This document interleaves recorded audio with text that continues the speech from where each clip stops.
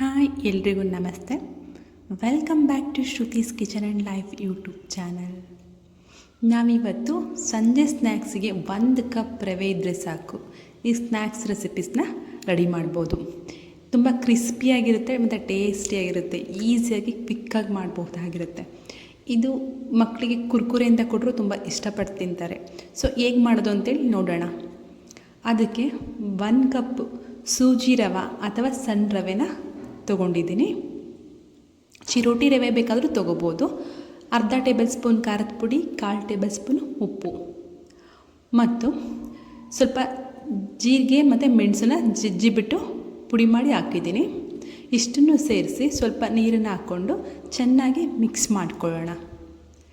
ನೀರಿನ ಪ್ರಮಾಣವನ್ನು ಎಷ್ಟು ಬೇಕು ಅಂತ ನೋಡಿಕೊಂಡು ಸ್ವಲ್ಪನೇ ಹಾಕ್ಕೊಂಡು ಮಿಕ್ಸ್ ಮಾಡ್ಕೊಳ್ಳಿ. ಸೊ ಚಪಾತಿ ಹಿಟ್ಟಿನ ಅದಕ್ಕೆ ಕಲಿಸ್ಕೋಬೇಕು. ಲಾಸ್ಟಲ್ಲಿ 1/4 ಟೇಬಲ್ ಸ್ಪೂನಷ್ಟು ಕುಕ್ಕಿಂಗ್ ಆಯಿಲ್ನ ಆ್ಯಡ್ ಮಾಡೋಣ. ಹಾಕ್ಬಿಟ್ಟು ಅದನ್ನು ಚೆನ್ನಾಗಿ ಮಿಕ್ಸ್ ಮಾಡಬೇಕು ಈ ರೀತಿ. ಸೊ ಒಂದು 10 ನಿಮಿಷ ರೆಸ್ಟಿಗೆ ಎತ್ತಿಟ್ಬಿಡೋಣ.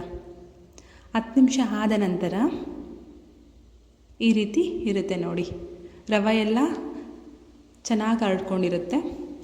ಒಂದು ಚಪಾತಿ ಮಣಿ ತೊಗೊಂಡು ಅದಕ್ಕೆ ಸ್ವಲ್ಪ ಎಣ್ಣೆನ ಹಾಕ್ಕೊಂಡು, ಹಿಟ್ಟು ಹಾಕೋಣಲ್ಲ, ಹಾಗಾಗಿ ಎಣ್ಣೆ ಸ್ವಲ್ಪ ಹಾಕ್ಕೊಂಡು ಈ ರೀತಿ ಉಜ್ಕೋಬೇಕು. ಚಪಾತಿ ಹಿಟ್ಟನ್ನ ಯಾವ ರೀತಿ ಉಜ್ಕೊಳ್ತೀವೋ ಅಥವಾ ಲಟ್ಟಿಸ್ಕೊಳ್ತೀವೋ ಅದೇ ರೀತಿ ಲಟ್ಟಿಸ್ಕೊಳ್ಳಿ. ಸ್ವಲ್ಪ ದಪ್ಪ ಇರಲಿ. ಚಪಾತಿ ಹಿಟ್ಟು ತುಂಬ ಸಣ್ಣ ಉಜ್ಜುತ್ತೀವಿ, ಸೊ ಇದು ಸ್ವಲ್ಪ ದಪ್ಪ ಇರಲಿ. ತುಂಬ ಟೇಸ್ಟಿಯಾಗಿರುತ್ತೆ.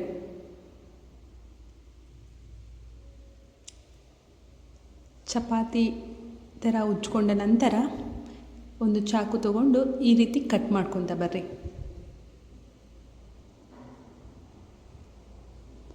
ಮಕ್ಕಳಂತೂ ತುಂಬಾ ಇಷ್ಟಪಟ್ಟು ತಿಂತಾರೆ. ಕುರ್ಕುರೆ ಅಂತ ಹೇಳ್ಬಿಟ್ಟು ಸಹ ಕೊಡ್ಬೋದು. ಇದನ್ನು ತುಂಬ ಕ್ರಿಸ್ಪಿಯಾಗಿ ಬರುತ್ತೆ. ಸೊ ಒಂದು ಸಾರಿ ಟ್ರೈ ಮಾಡಿ ನೋಡಿ.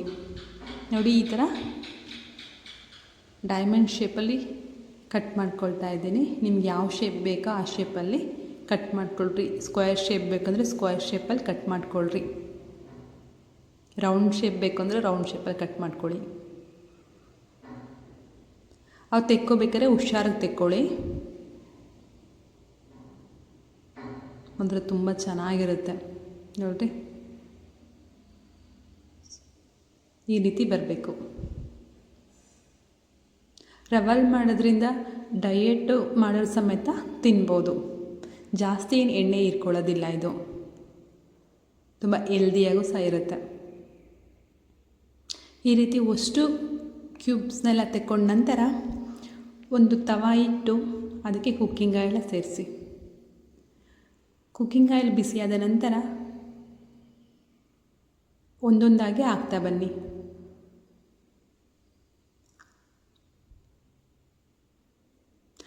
ಅಷ್ಟೂ ಒಂದೇ ಸರಿ ಹಾಕಬೇಡ್ರಿ, ಅಂಟ್ಕೊಳ್ಳುತ್ತೆ. ಸೊ ಸಪ್ರೇಟಾಗಿ ಈ ರೀತಿ ಹಾಕಿ, ಕಮ್ಮಿ ಫ್ಲೇಮ್ ಇಟ್ಕೊಂಡು ಹಾಕಿ.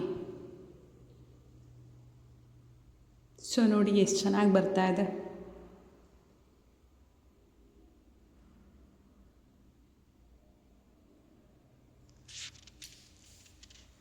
ಇವನ್ನ 15 ಡೇಸ್ ಸಮೇತ ಸ್ಟೋರ್ ಮಾಡಿ ಎತ್ತಿಟ್ಕೋಬೋದು. ಮಕ್ಕಳು ಕೇಳಿದಾಗೆಲ್ಲ ಸ್ನ್ಯಾಕ್ಸಿಗೆ ಕೊಡ್ಬೋದು, ಮತ್ತು ಲಂಚ್ ಬಾಕ್ಸಿಗೆ, ಸ್ಕೂಲಿಗೆ ಸ್ನ್ಯಾಕ್ಸಿಗೆ ಹಾಕಿ ಕಳಿಸ್ಬೋದು.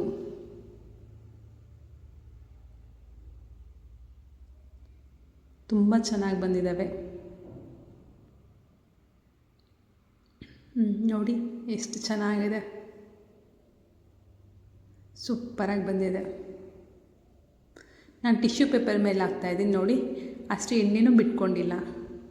ಸೊ ತುಂಬ ಚೆನ್ನಾಗಿದೆ, ತುಂಬ ಗರಿಯಾಗಿ ಬರುತ್ತೆ. ಸೊ ಇದೇ ಥರದ ರೆಸಿಪೀಸ್ಗೋಸ್ಕರ ನಮ್ಮ ಚಾನಲ್ನ ಸಬ್ಸ್ಕ್ರೈಬ್ ಮಾಡ್ಕೊಳ್ರಿ, ಫಾಲೋ ಮಾಡಿ, ಲೈಕ್ ಮಾಡಿ, ಕಮೆಂಟ್ ಮಾಡಿ, ಸಪೋರ್ಟ್ ಮಾಡಿ. ಹೊಸದಾಗಿ ಯಾರು ನೋಡ್ತಿದ್ದೀರೋ ಅವರು ಪ್ಲೀಸ್ ನಮ್ಮ ಚಾನಲ್ನ ಸಬ್ಸ್ಕ್ರೈಬ್ ಮಾಡ್ಕೊಳ್ಳಿ. ನೋಡಿ ಎಷ್ಟು ಗರಿಯಾಗಿದೆ.